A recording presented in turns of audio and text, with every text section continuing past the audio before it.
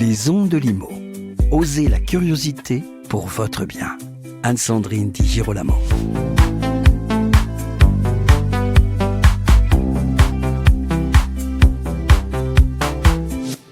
Je suis avec Charles Marinakis, président de Century 21. Il vient de terminer sa conférence de presse de début d'année. C'est une conférence de presse qui est toujours très appréciée des journalistes parce que c'est la toute première de l'année, la toute première du secteur immobilier aussi, et la toute première à communiquer les chiffres de Century 21 sur le marché immobilier français.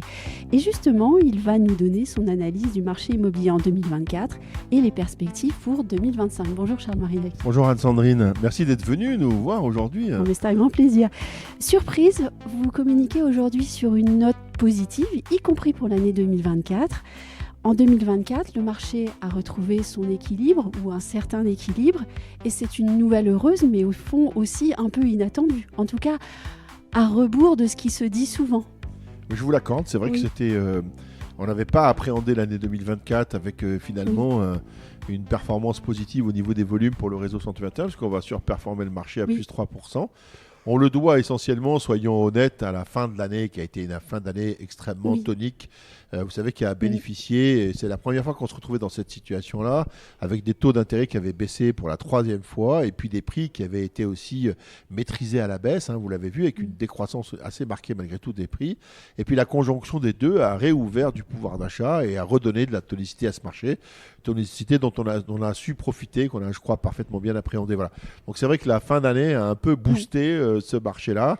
Et nous, on termine positivement, ce dont on est très content. Avec au fond une vraie logique d'ajustement en fait. Quand on regarde et qu'on analyse la situation, ça devait se terminer comme ça. Sauf que c'était pas facile de le dire en avance. Non, c'était pas facile de le dire avant. Ça aurait pu être un peu prétentieux, voire présomptueux. Ce qui n'était pas prévu, c'est l'ajustement, le triple ajustement des taux d'intérêt. Si vous voulez, c'est ce qui fait vraiment que ça redonnait de la tonicité. Moi, j'avais appelé à une baisse des prix de l'ordre de 10 à 15%. C'est à peu près ce qu'on a retrouvé. On a pu se contenter plutôt des 10 ou 12% que des 15%, puisque justement, comme les taux ont vraiment baissé, ça a permis de redonner du pouvoir d'achat. Mais oui, c'était présomptueux d'imaginer ça. Je pensais qu'on aurait une année de transition un peu plus compliquée que ce qu'on a là. Il faut s'en réjouir malgré tout. C'est d'abord bien pour toutes les Françaises et les Français qui ont pu acheter en 2024 et qui n'imaginaient peut-être pas en début d'année pouvoir le faire. Voilà, ça c'est une vraie satisfaction. Et au fond, la vraie bonne nouvelle, c'est la baisse des taux et c'est pas le fait qu'on ait un gouvernement ou un ministre du logement. Bah, écoutez, moi on a un ministre du logement. Non mais vous avez raison. Je le dis de manière un peu brutale, mais sans critiquer personne. On a eu 4 ministres du logement en 22 mois. Force est de constater qu'ils n'ont pas forcément influencé, en tout cas notre marché à nous, la transaction dans l'ancien, et que ce qui a été déterminant, encore une fois, c'est les taux d'intérêt, mais c'est aussi la baisse des prix. C'est-à-dire que c'est vraiment la conjugaison des deux qui a redonné de la tonicité au marché. La baisse des taux, on le doit aussi quelque part au gouvernement avec une meilleure maîtrise de l'inflation, parce que c'est parce que l'inflation s'est réduite significativement que les taux ont pu baisser. Et puis on le doit aussi aux Français, aux agents immobiliers qui ont fait que ce marché soit raisonné et raisonnable au niveau des prix. On faisait un vrai travail de fond sur les clients vendeurs, une vraie pédagogie pour expliquer à celles et ceux qui sont vraiment vendeurs que ça nécessitait un ajustement des prix parce que cela qu'on donne à la banque, mécaniquement, on ne peut pas le donner dans le prix. Voilà. Maintenant, qu'est-ce qu'on peut attendre de 2025 ? Est-ce qu'on va dire qu'on est sur un point de bascule et on attend encore la confirmation de certains éléments ou pas de décision difficile pour que le marché continue sur cette lancée positive ? Ou bien les choses vont bien aller quoi qu'il arrive parce que le marché est lancé ? Non, je pense que si vous voulez, là on est sur une lancée positive. Voilà, donc je pense que s'il n'y a pas de mesures déplacées, ou si le projet de loi de finances 2025 ne prévoit pas des mesures qui soient rédhibitoires, je parle du marché des transactions de l'ancien, l'augmentation des droits d'enregistrement, l'éventuelle plus-value de la résidence principale, enfin tout ce qui a pu être des effets d'annonce qui pour l'instant n'ont pas été, qui sont restés à l'état d'annonce. On ne sait pas ce que va nous préparer le nouveau gouvernement, mais moi j'aurais tendance à leur dire si, à défaut, toucher à rien. Voilà, ce marché-là, vous connaissez ma conviction, il a cette capacité à s'autoréguler.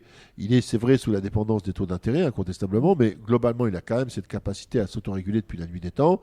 Si c'est pour faire des trucs qui servent à rien, autant rien faire. Voilà. Donc laissez ce marché s'autoréguler. Nous, en plus, on ne consomme pas d'argent de l'État. On ne demande rien.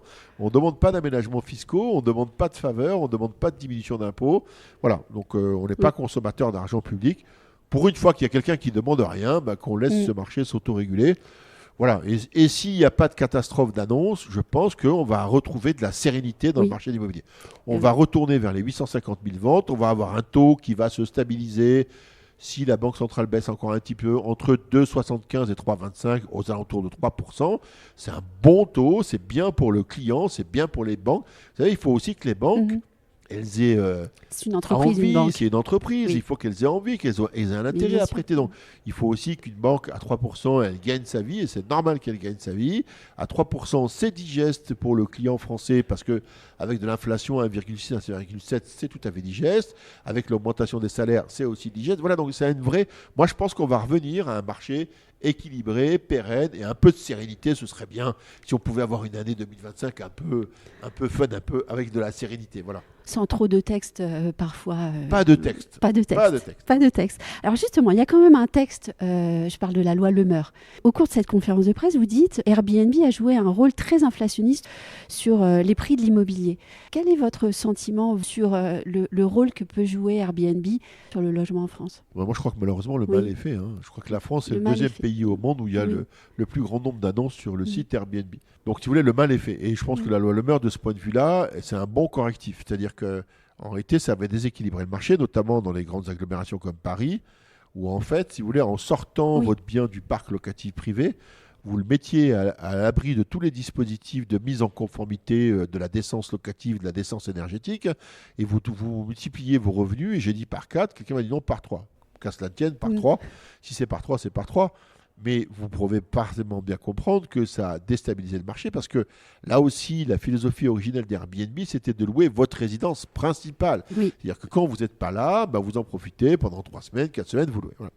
Alors là, aujourd'hui, on a retrouvé des professionnels de la location touristique ou de courte durée. C'est-à-dire qu'en fait, il y a des investisseurs qui ont acheté des logements à des prix relativement élevés pour les mettre sur le marché de la location touristique versus Abritel ou Airbnb. En louant 1 500 € la semaine, ceux-là qu'ils auraient dû louer 1 500 € par mois s'ils l'avaient laissé dans un parc locatif privé. C'est en cela que je dis qu'Airbnb a été très inflationniste du prix et a surtout asséché aussi le parc locatif des grandes agglomérations françaises. Et on touche du doigt là aussi la question de l'investissement locatif qui n'est plus encouragé en France. Est-ce qu'un statut du bailleur privé est à encourager ou à demander encore et encore au gouvernement ? Alors là, pour le coup, on ne fait que ça, de le demander, le statut du bailleur privé. Voilà. Alors on va peut-être changer bailleur privé, on a l'impression que c'est c'est un gros mot, mais c'est pas le cas. Alors on va peut-être dire investisseur privé, si vous voulez. À un moment donné, le parc locatif français est tellement diminué aujourd'hui, est tellement en situation d'attrition, qu'il faut bien trouver une solution. Et si on n'encourage pas les investisseurs à retourner sur ce marché de l'immobilier, on va avoir un vrai problème sur le parc locatif. Voilà. Et pour faire ça, il faut l'inciter. Parce que quand vous avez un livret à 3%, je ne suis pas sûr que certains investissements locatifs génèrent du 3% de rendement net. Donc que font les Français ? D'ailleurs, vous l'avez vu, il n'y a jamais eu autant d'épargne en France. Ils mettent leur argent dans un livret A. Est-ce que finalement, quel est le vrai investissement citoyen ? C'est quoi ? Est-ce que c'est du livret A ? Est-ce que c'est du CAC 40 ou c'est d'acheter un studio pour le mettre à disposition des Français qui en ont besoin sur le parc locatif privé ? Qui plus est, en maîtrisant les loyers et en le rénovant de manière énergétique. C'est quoi l'investissement civil ou citoyen ? C'est ça l'investissement citoyen. Donc favorisons l'investissement citoyen qui rend service à la nation, qui met du logement privé sur le marché à disposition des Français, qui le rénove énergétiquement, parce que c'est ça aussi les statuts de l'investisseur ou des bailleurs privés. Oui à la décence tout court locative, oui à la décence énergétique, pourquoi pas oui au plafonnement du loyer, mais en contrepartie, quel avantage je vais tirer d'investir dans l'immobilier, à part la plus-value qui est une plus-value virtuelle et latente le jour où la vendrai. Voilà. À condition que la relation contractuelle soit équilibrée. Là aussi, on a un souci en France. Évidemment, ça fait partie de ça. Aujourd'hui, quasiment tous les propriétaires bailleurs sont obligés de sourcir des assurances, des garanties loyers impayés parce que s'il y a une défaillance du locataire, ils ne peuvent plus faire face à leur mensualité d'emprunt. Voilà. Alors quand vous avez en plus un taux d'intérêt à 4 ou 4,5, la boucle est bouclée. Donc là, si on ne fait pas quelque chose pour déverrouiller ce statut, franchement, on court à la catastrophe, quoi. Et une action citoyenne des investisseurs qui pourraient être encouragés à mettre sur le marché du logement à nouveau des logements pour les Français. Et ça, c'est une typiquement, c'est une idée importante. Mais c'est important parce que là, il y a un double impact sociétal, si vous voulez. C'est de la rénovation énergétique qui serait une contrainte, et ce qui est tout à fait normal, de la décence locative, ce qui serait une contrainte et qui est tout à fait normal. Et en contrepartie, on accompagnerait quelqu'un qui va contribuer à la mise en conformité, à l'assainissement du parc locatif français et qui va rendre un service à un citoyen qui a besoin d'un logement pour se louer, qui est un étudiant, qui est une femme seule avec un enfant. Enfin, vous connaissez cette situation de décohabitation avec des gens qui ne trouvent plus de logement aujourd'hui en France. Donc, il faut encourager ce phénomène-là, si vous voulez. Et je trouve ça dommage qu'on ne fasse pas. Typiquement, aujourd'hui, vous avez dans les banques des prêts à impact. Vous savez ce que c'est un prêt à impact? Si vous êtes RSE, si vous êtes une entreprise qui a une préoccupation de type RSE, on va bonifier votre taux. Moi, je dis, bonifions, trouvons un taux d'intérêt, des taux d'intérêt spécifiques à l'investisseur locatif, à condition qu'il rénove énergétiquement le bien, à condition qu'il y ait de la décence locative, à condition qu'il accepte, si vous voulez, qu'au lieu de lui prêter de l'argent à 3,5 ou 4%, on lui prête à 1,5%. Mais au fond, de tout ce que vous dites, moi, je retiens qu'en fait, il faut changer de logiciel politique. Moi, je n'ai pas cette capacité à changer le logiciel politique. Je crois qu'il faut que. Moi, c'est la période des vœux. Anne-Sandrine, je vais exprimer un vœu. Voilà. Un vœu professionnel. Le vœu de Charles Marinakis. J'observe depuis quelques temps, je reste un observateur attentif, si vous voulez, du marché économique français. Et je m'aperçois que beaucoup de lois, de textes de loi, dont la philosophie originelle est louable, elle est intelligible, en tout cas pour l'ensemble des Français, mais que la mise en œuvre est catastrophique. Et je m'aperçois qu'en fait, dans les ministères ou dans les secrétariats d'État, il y a un ministre qui est un homme politique ou une femme politique qui décide de la politique en accord avec le gouvernement. Et ça, c'est normal. Ça doit rester l'apogée de l'homme politique qui va orienter la société par des prises de position dogmatiques ou politiques. Et ensuite, il y a la mise en œuvre du texte. Et là, la mise en œuvre du texte, on fait appel à des chefs de cabinet qui sont des gens brillants, mais qui sont des technocrates. Ce n'est pas péjoratif dans mon esprit. On a besoin de technocrates qui ont cette capacité à organiser notre société, mais qui n'ont aucune compétence en matière de mise en œuvre de la décision qu'ils prennent. Voilà. Bah oui, il y a la théorie et la pratique. Voilà. Et donc, je crois qu'aujourd'hui, on se trouve typiquement confronté à des situations où, en théorie, l'idée originelle de la loi est bien, mais la mise en œuvre est tellement catastrophique que ça finit par gommer ou entacher la philosophie originelle de la loi. Et moi, je dis, imposant dans les secrétariats d'État ou dans les ministères un échevinage, c'est-à-dire un attelage, si vous voulez, entre des gens qui sont une décision politique, une orientation qui est donnée par le politique, un technocrate qui fait son travail, qui met en œuvre, d'accord, d'un point de vue juridique et d'un point de vue de l'organisation de l'État et de la compatibilité du texte de loi, et qu'on fasse appel aussi dans un échevinage ou dans un attelage à un professionnel du métier qui vous dit, monsieur, si vous allez faire ça, si vous voulez faire ça, on peut le faire, mais il faut le faire comme ça et comme ça. C'est-à-dire, il y a une chronologie, il y a une manière de le faire qui le rend acceptable et digeste, d'accord, au lieu de rendre des choses qui soient des choses infaisables et qui finalement finissent par créer des déviances parce que le texte de loi a été inadapté ou contraignant.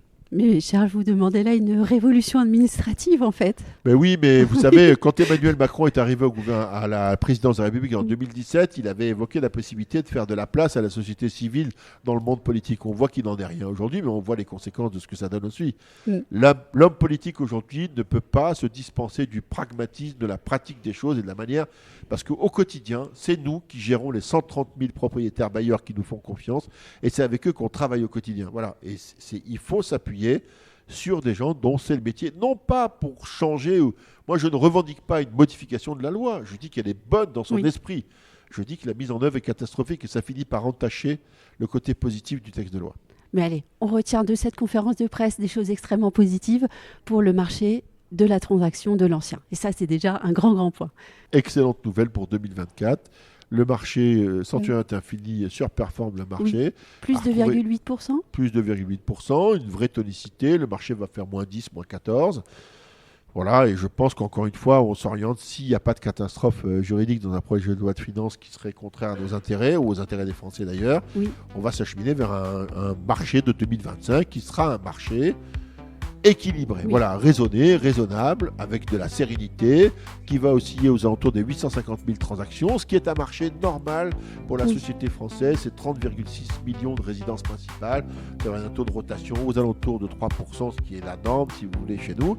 Voilà, et là, je crois que tout le monde sera extrêmement satisfait si ce serait bien, alors moi je suis un optimiste né, vous le savez, mais j'aimerais bien, on retrouve un peu de sérénité en 2025, que le marché soit un peu calme, Ce serait un peu sympa que tout le monde puisse souffler et puis que ceux qui ont des vrais projets immobiliers puissent les faire et que C'est les ce que agents j'allais immobiliers dire. puissent continuer à faire leur travail convenablement. Ce sera sympa pour les Français. Merci Charles Sympa Marin- pour les Français. Oui, merci Charles Marinakis. Et puis à vous qui nous écoutez, merci de votre fidélité. Merci Anne-Sandrine. Retrouvez les Ondes de Limo sur ondedelimo.com, les réseaux sociaux et la newsletter.